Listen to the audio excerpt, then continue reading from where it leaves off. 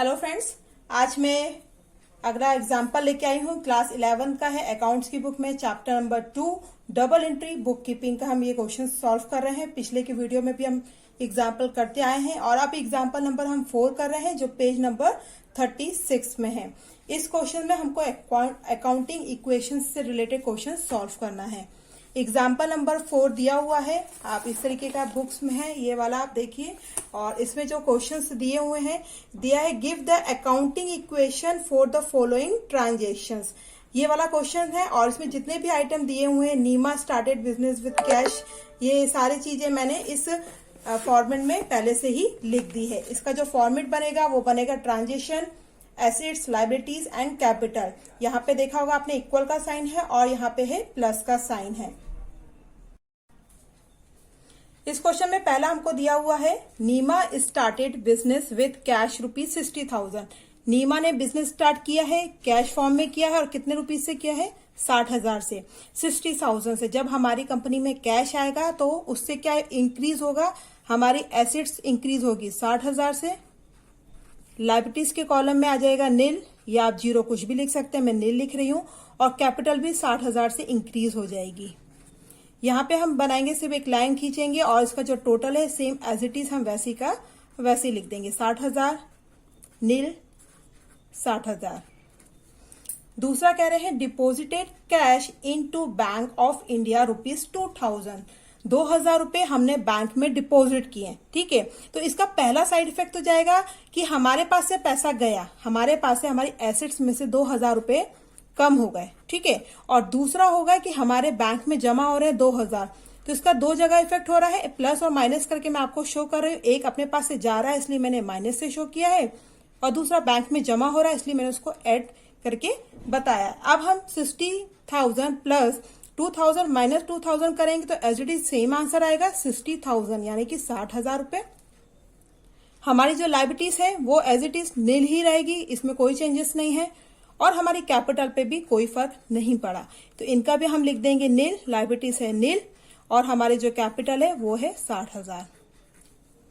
Second question कह रहे हैं एडिशनल कैपिटल ब्रॉट बाय नीमा 7,000। नीमा ने एडिशनल कैपिटल 7,000 और लेके आई है। आपकी कंपनी में 7,000 और आया है, इंक्रीज हुआ है, यानी कि वो 7,000 आपके हो जाएंगे ऐड। किसमें होंगे? एसेट्स कॉलम में होंगे और कैपिटल में। जब हमारी एसेट्स इंक्रीज हो रही है तो हमारी कैपिटल भी इंक्रीज हो रही है और लायबिलिटीज आपकी नील है। अब यहाँ सेम हम टोटल करेंगे तो हमारा हो जाएगा 60,000 प्लस 7,000, 67,000। लायबिलिटीज हमारी अभी भी नील है और हमारे जो कैपिटल है वो भी आ जाएगा 67,000 से। यहां तक आपको अच्छे से समझ में आ गया होगा।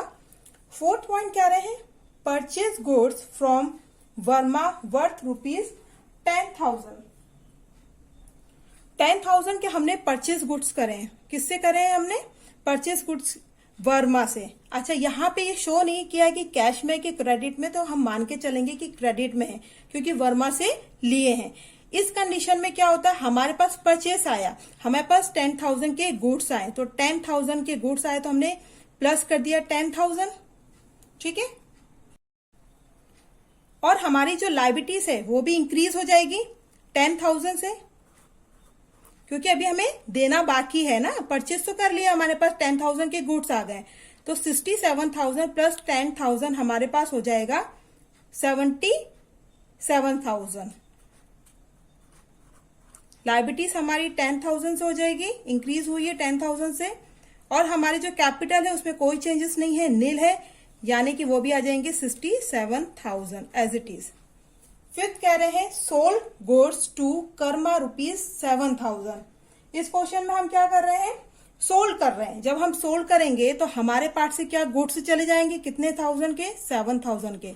उसको हम माइनस से शो करेंगे 7,000। और हमारे पास क्या आएगा? जब हम कुछ गुड्स सोल्ड करेंगे तो हमारे पास इनकम भी तो होगी। हमारे पास इनकम कितने की भी होगी? 7,000 के, तो हम प्लस का साइन लगा के 7,000। लायबिलिटीज हमारी इस ट्रांजेक्शन में नील है और हमारी जो कैपिटल है वो भी इस ट्रांजेक्शन में क्या होगी? नील होगी। हमारी कैपिटल कोई इंप्रूव नहीं हुई है। अब यहाँ पे हम टोटल करेंगे तो 77,000 में 7,000 माइनस और 7,000 ऐड करेंगे तो आंसर सेम ही आएगा, यानी कि 77,000।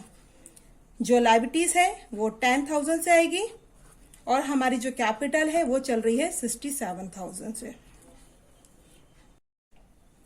6 क्वेश्चन दिया हुआ है, पेड कैरिज ₹5,000। देखिए हम अपना कैरिज कोई एक्सपेंसेस हम जब पे करते हैं तो हमारी एसेट्स भी कम होगी और कैपिटल में भी कम होगा। हमें लायबिलिटीज में कोई चेंजेस नहीं आएंगे क्योंकि ऑलरेडी हमें हमारी लायबिलिटीज ही, हम किसी को पे करना तो हमारी क्या होती है, लायबिलिटीज ही होती है।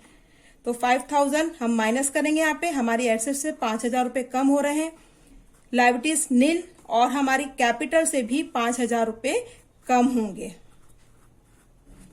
अब हम इसको सिंपल इसका माइनस करके लिखेंगे तो 77,000 माइनस 5,000 कितना होता है, 72,000। यहां पे आ जाएगा 10,000 और 67 माइनस 5,000 आपका हो जाएगा 62,000। ठीक है, यहां तक है। अगला है हमारा लास्ट जो ट्रांजेक्शन दिया है वो दिया है रिसीव्ड इंटरेस्ट ₹200। यहाँ पे क्या हो रहा है, रिसीव्ड हो रहा है, हमारे पास कुछ आ रहा है। कितना आ रहा है, ₹200। किसका आ रहा है, इंटरेस्ट का आ रहा है। तो हम एसेट्स में ऐड करके लिखेंगे 200, लायबिलिटीज तो नील है और हमारी जो कैपिटल है वो भी कितने से इंक्रीज हो रही है, 200 से। अब यहां हम इनका बैलेंस टोटल करके लिखेंगे तो 72,200, लायबिलिटीज आ जाएगी मेरी 10,000 से और हमारी जो कैपिटल आ जाएगी वो आएगी 62,200। ये है आपका एग्जाम्पल नंबर 4 कंप्लीट हो गया है। मैं आशा करती हूँ आपको ये अच्छे से क्लियर हो गया होगा, क्योंकि हम यदि एग्जाम्पल अच्छे से क्लियर कर लेते हैं तो हमें प्रैक्टिकल क्वेश्चन आसानी से बन जाते हैं। यदि इस क्वेश्चन से रिलेटेड कुछ क्वेश्चंस हो, आपको कुछ प्रश्न पूछना हो तो मुझे कमेंट सेक्शन में कमेंट्स करके जरूर पूछ सकते हैं। और जो भी मेरे चैनल को फर्स्ट टाइम देख रहे हैं प्लीज मेरे चैनल को लाइक कीजिए, शेयर कीजिए और सब्सक्राइब भी कीजिए। थैंक यू फ्रेंड्स, मिलते हैं नए वीडियो के साथ। Thank you.